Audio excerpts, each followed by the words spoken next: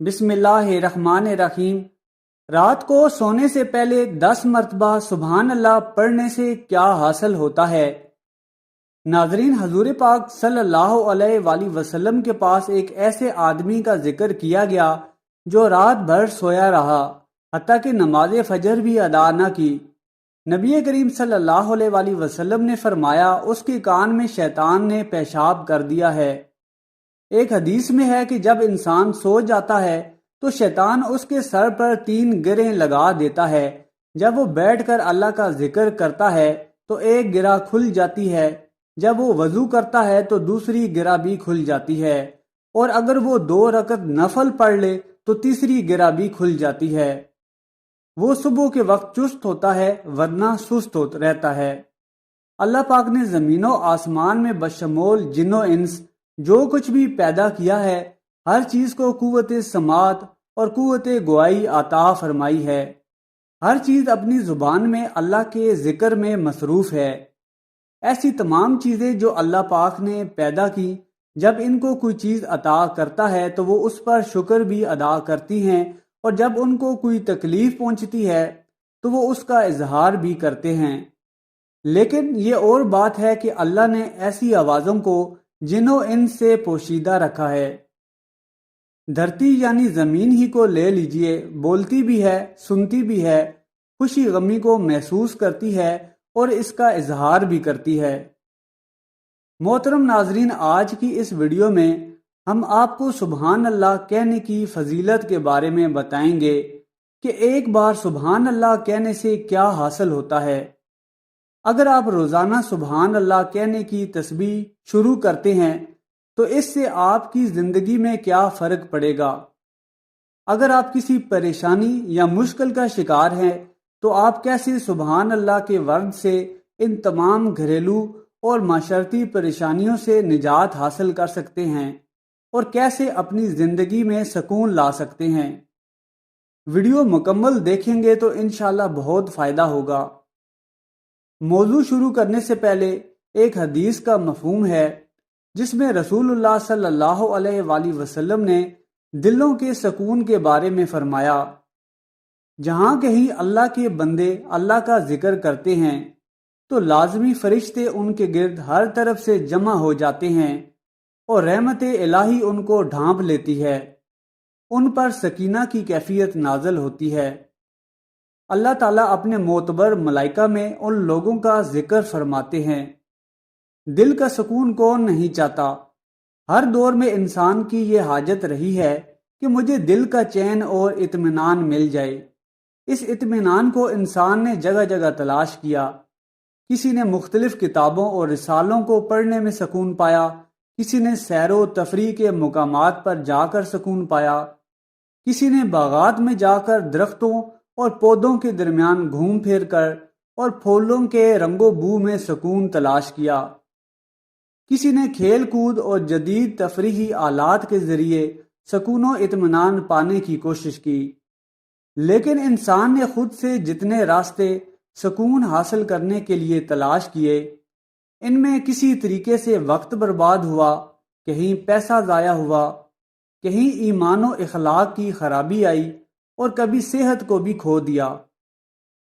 یہ درست ہے کہ ان چیزوں میں بھی وقتی طور پر سکون ملتا ہے، لیکن خالق کائنات جس نے ہمارے جسم کی مشین کو بنایا، اس ذات حکیم و کبیر میں ہمیں رسول اللہ صلی اللہ علیہ وآلہ وسلم کی سیرت مبارکہ کے ذریعے سکون حاصل کرنے کی بہترین تعلیم عطا فرمائی۔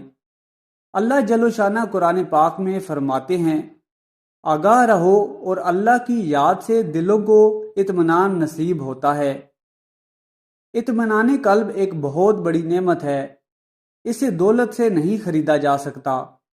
مادیت پرستی کے دوڑ میں انسان سکون کے لیے بے قرار ہے۔ اس نعمت کو حاصل کرنے کا آسان طریقہ اللہ تعالیٰ سے تعلق قائم کرنا اور اس کی یاد دل میں بسا لینا ہے۔ چنانچہ رسول اللہ صلی اللہ علیہ وآلہ وسلم کو جب کبھی پریشانی آتی تو آپ نماز میں مشغول ہو جاتے، تیز آندھی آتی تو آپ نماز کی طرف متوجہ ہو جاتے، بارش نہ ہوتی، خشک سالی ہو جاتی تو نماز استسقاء یعنی کہ بارش کے وقت کی نماز ادا فرماتے، سورج گرہن یا چاند گرہن ہوتا تو نماز کسوف اور نماز خسوف ادا فرماتے۔ رسول اللہ صلی اللہ علیہ وآلہ وسلم نے سبحان اللہ کے ذکر کی فضیلت کو بہت ہی پیارے انداز میں بیان فرمایا ہے۔ محترم ناظرین، ایک چھوٹا سا لفظ سبحان اللہ کو ہی ہم پڑھنے کا معمول بنا لیتے ہیں تو اس سے اللہ پاک کی رحمتیں اور برکتیں اتنی زیادہ انسان پر برستی ہیں کہ وہ شاید اس کا اندازہ بھی نہیں لگا سکتا۔ ایک مشہور حدیث میں سبحان اللہ کی فضیلت کو اس طرح سے بیان کیا گیا ہے کہ حضرت ابو ہریرہ رضی اللہ تعالیٰ عنہ بیان فرماتے ہیں کہ نبی کریم صلی اللہ علیہ وآلہ وسلم نے فرمایا، 2 کلمے زبان پر ہلکے اور ترازو میں بھاری اور رحمان کے پسندیدہ ہیں، سبحان اللہ و بحمدہ سبحان اللہ العظیم۔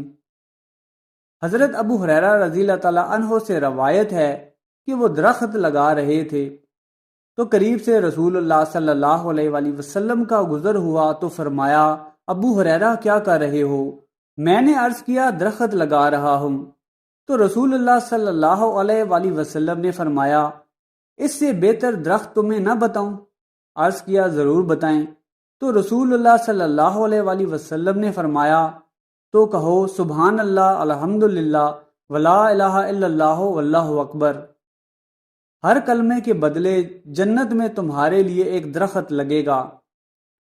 حضرت ابو ذر رضی اللہ تعالیٰ عنہ سے روایت ہے کہ رسول اللہ صلی اللہ علیہ وآلہ وسلم نے مجھ سے فرمایا، میں تمہیں وہ کلام نہ بتاؤں جو اللہ تعالیٰ کو سب سے زیادہ پسند ہے؟ میں نے عرض کیا، یا رسول اللہ، اللہ تعالیٰ کو جو کلام سب سے زیادہ پسند ہے وہ مجھے ضرور بتائیں۔ آپ صلی اللہ علیہ وآلہ وسلم نے فرمایا، اللہ تعالیٰ کا سب سے پسندیدہ کلام ہے سبحان اللہ و بحمدہ۔ مسلم کی ایک روایت میں ہے کہ رسول اللہ صلی اللہ علیہ وآلہ وسلم سے دریافت کیا گیا کہ سب سے زیادہ افضل کلام کون سا ہے، تو آپ صلی اللہ علیہ وآلہ وسلم نے فرمایا، جو اللہ نے اپنے فرشتوں اور بندوں کے لیے منتخب فرمایا، سبحان اللہ و بحمدہ۔ حضرت عبداللہ ابن عمر رضی اللہ تعالیٰ عنہ سے روایت ہے کہ نبی کریم صلی اللہ علیہ وآلہ وسلم نے ارشاد فرمایا، جس نے سبحان اللہ و بحمدہ پڑھا اس کے لیے جنت میں ایک کھجور کا درخت لگا دیا جاتا ہے۔